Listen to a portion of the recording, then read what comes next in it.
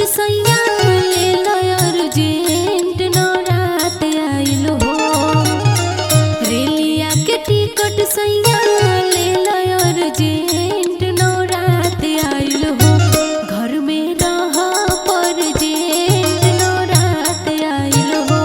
घर में रह पर जेंट न रात आइल हो।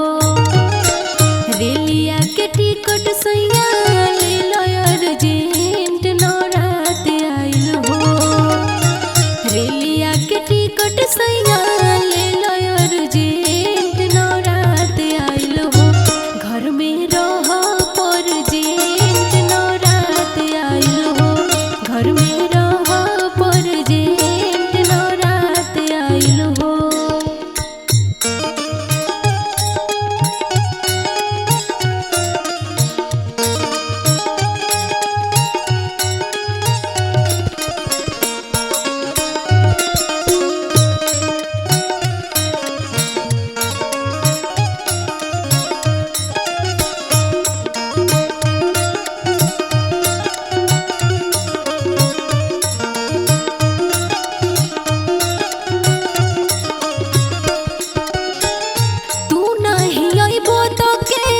कल साल आई फल फूल चुनरी नारियल कोई से किनाई।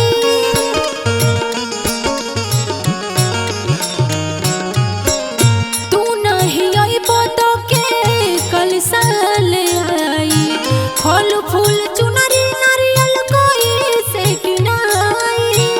चुनरी कोई से किनाई।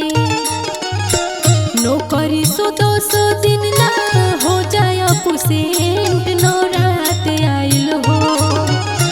नौकरी से 200 दिन ला हो जाए पुसेंट न रात आइल हो। घर में रह पर जेंट न रात आइल हो। घर में रह पर जेंट न रात आइल हो।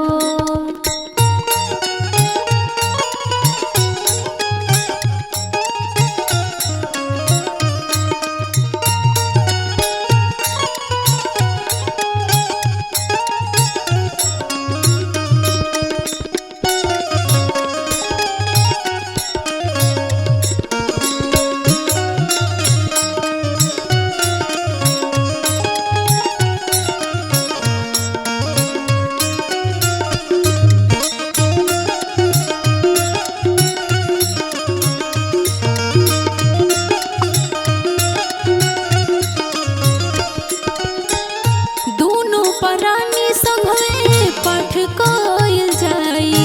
हमनी के ऊपर भी दयाल होई है माई।